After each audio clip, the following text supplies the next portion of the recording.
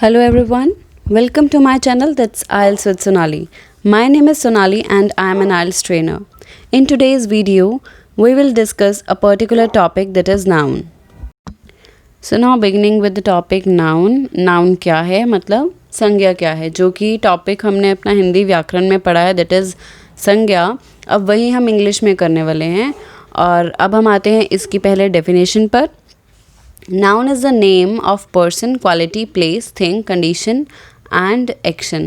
संज्ञा क्या है? किसी भी वस्तु, प्राणी, जगह, गुणवत्ता, चीज़, हालात, हमारी मूवमेंट्स, उन सब का जो नाम है उसको हम संज्ञा बोलते हैं. अब बढ़ते हैं उसकी टाइप्स की तरफ.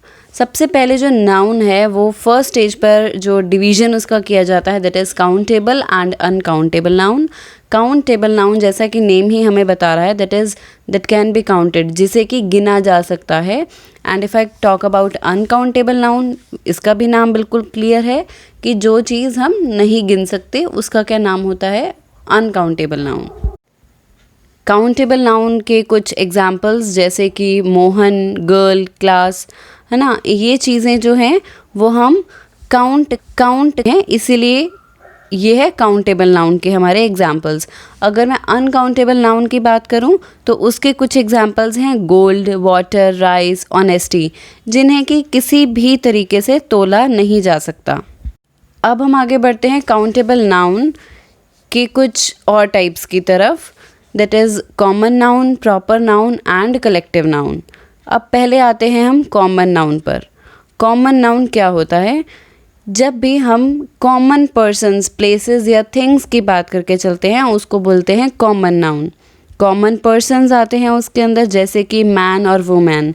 मुझे नहीं पता कि मैं इसमें मैन किसकी पर्टिकुलर में किसी की बात नहीं कर रही, मैं आदमी की बात कर रही हूँ, वो कोई भी हो सकता है. अब ऐसे ही कॉमन प्लेस, मैंने बात की स्कूल की, बिल्डिंग की, हॉस्पिटल की, तो मैं किसी पर्टिकुलर का नाम लेकर नहीं बता रही हूँ कि मैं इसी की बात कर रही हूँ. That's why common place. अगर मैं बात करूँ कॉमन थिंग की तो उसमें मैं बुक, टेबल जैसे अगर एग्जाम्पल्स मेंशन करूँ तो मैंने कुछ स्पेसिफाई नहीं किया कि मैं कौन सी पर्टिकुलर बुक की बात कर रही हूँ, कौन से पर्टिकुलर टेबल की बात कर रही हूँ, तो वो हमारा क्या हो गया, कॉमन थिंग हो गई. अब हम बढ़ते हैं काउंटेबल नाउन के दूसरे टाइप पर that is proper noun. Proper noun वो नाउन होते हैं जो कि डिनोट करते हैं प्रॉपर पर्सन, प्लेस या थिंग को. प्रॉपर पर्सन मतलब जैसे कि किसी पर्टिकुलर पर्सन का नेम, अजीत, विनय, नीलू, नेहा, कोई भी हो सकता है.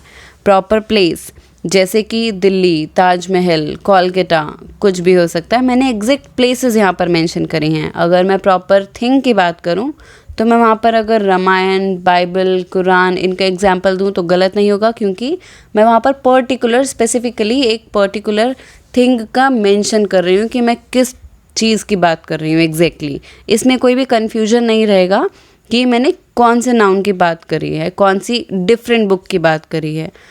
अब हम बढ़ते हैं काउंटेबल नाउन के थर्ड पार्ट पर that is collective noun.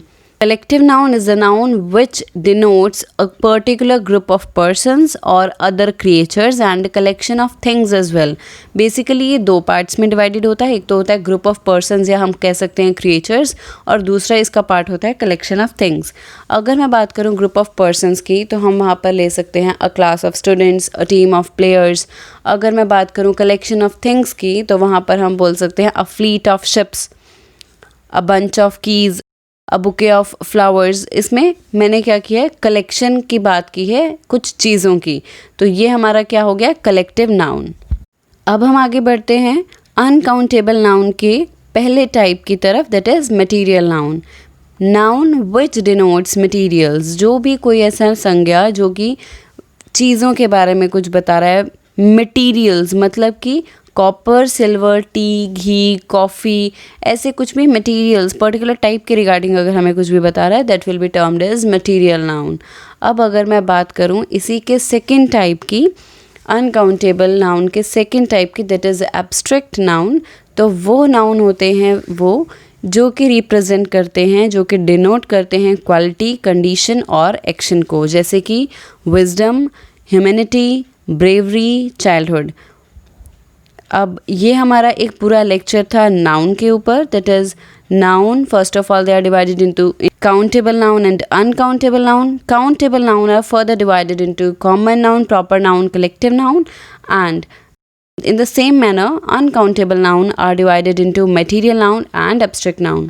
Hopefully you liked my video. If you have any query, then you can comment at distinct platforms like Instagram, Facebook, Skype and YouTube with the same name, IELTS with Sonali. If you are new to my channel, then subscribe my channel and hit the bell icon as well so that you can never miss any update. Thank you.